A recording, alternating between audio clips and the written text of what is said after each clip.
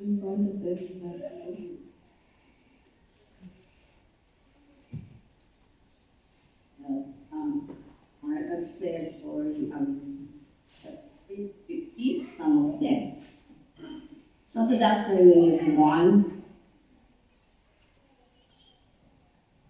First of all, we thank our Lord God for sharing Manny with all of us for 65 years and 335 days. Short of a month before his birthday on July 11th. As the song goes, Hiram sa Diyos ang ating buhay. In English, our life only borrowed from God. This is why we need to make the most of it, which Manny did in his life. Second, we greatly appreciate Father Carl Christensen for being here despite his very busy schedule.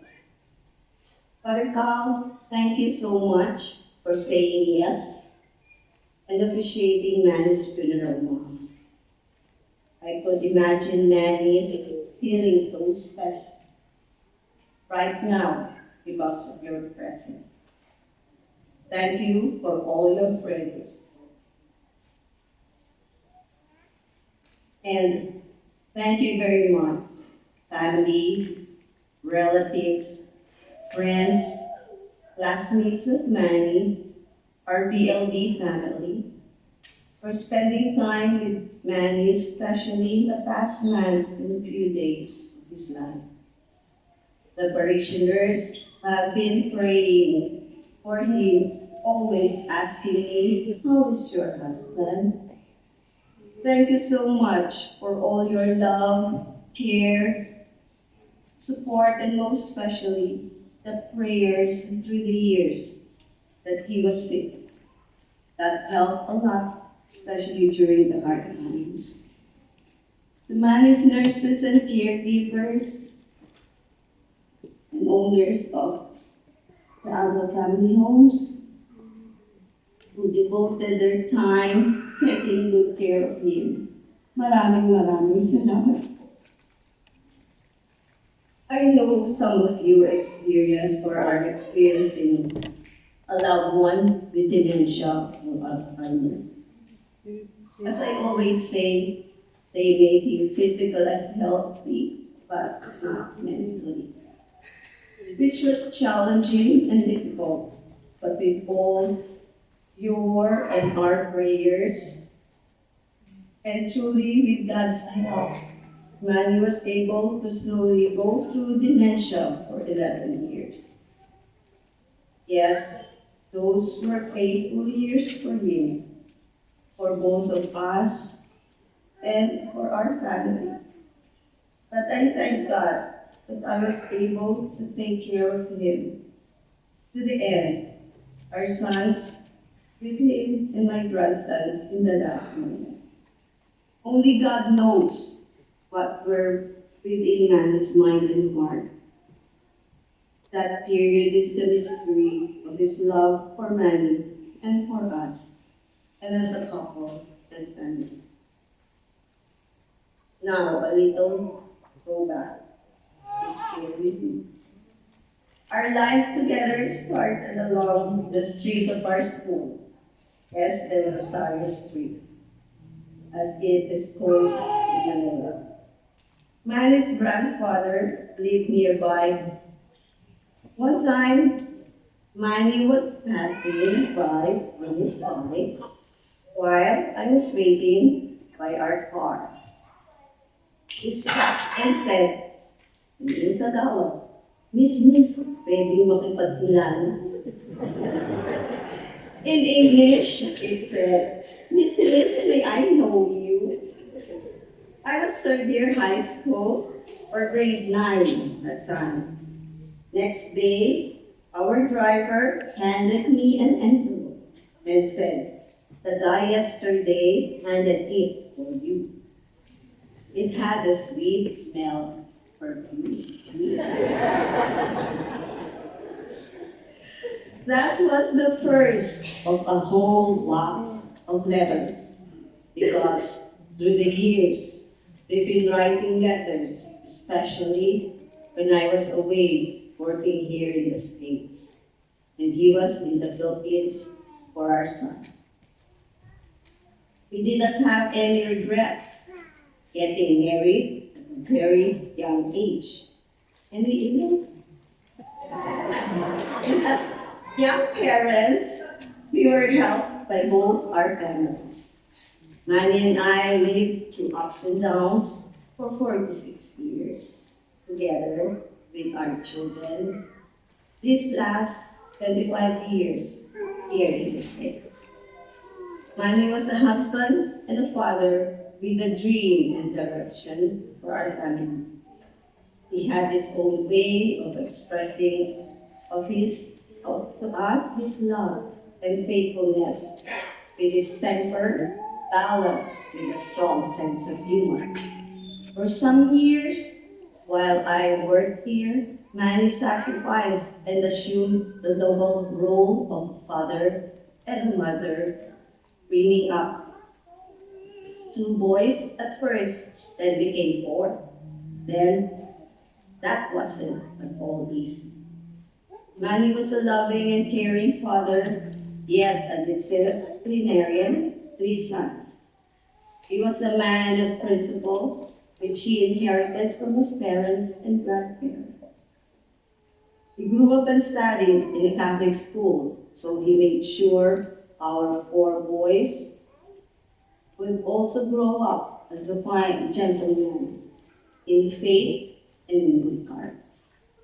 And now, you all witnessed how Manny did a very good parenting job. Paul, Marvin, Anthony, and Mark, Daddy and I are truly proud of how each one of you have grown to be persons you are now. Manny worked hard and provided well for our growing family. He took himself the legacy of Itay, their grandfather, who with his inventions built the Almeda cottage industry in Gagaling, Manila, Philippines. Manny's dedication to work together with the Almeda boys, referring to the workers, sustained the business for many years. Fondly called bossing, meaning the boss. He was also a strict supervisor, but after a long day's work with some drinks and finger food together, they would watch basketball, had fun, lots of teasing and jokes. Manny earned the respect of the Almeda boys and treated them as a family. Except for a completely different nature of work, transferring to the US wasn't much of an adjustment for Manny because he was assured of a bigger family. His sister Helen and her family, and all his uncles, aunts, and cousins, whom he loved so much. It was 2015 when Manny was first diagnosed with dementia, Alzheimer's, after a series of tests. He was only 56 years old then, at the prime of his life. I took care of him at home for 8 years, at times with some big-time help. At the onset of the disease, Manny's greatest fear, and mine also, was to be placed at an institution. But time came when his behavior was difficult to handle. I was not getting enough sleep and had to report to work. Also, our sons had to work, and it was difficult to find someone to be with Manny. That was when our son said, "Mom, it is time that somebody take care of them." I cried and couldn't accept that I will put him in an adult family room. Manny lived in 3 adult family homes due to financial difficulties. I visited him on my off days, weekends, and holidays. Brought him to church on Sundays when he was still able to. My sons take turns too, visiting their father. He was always home with us to celebrate the holidays, birthdays, and other family occasions. He was very cautious when we helped him hold babies, his grandson, but he was very happy to see his grandchildren. In 2024, Manny was hospitalized for dehydration and was placed in hospice service after following conference with the doctors, thinking he would not recover. With strong prayers, novenas, offering masses of family, relatives, and friends, especially of our PLD family, Manny recovered, thank God. I wasn't giving up on him. Malakas pa siya. He was still strong. But it was at that time when sadly, Manny's final diagnosis was a progressive frontotemporal dementia with a median survival rate of 10 years from onset of symptoms. That was Manny's ninth year. And thank God, God gave him to us for 2 more years.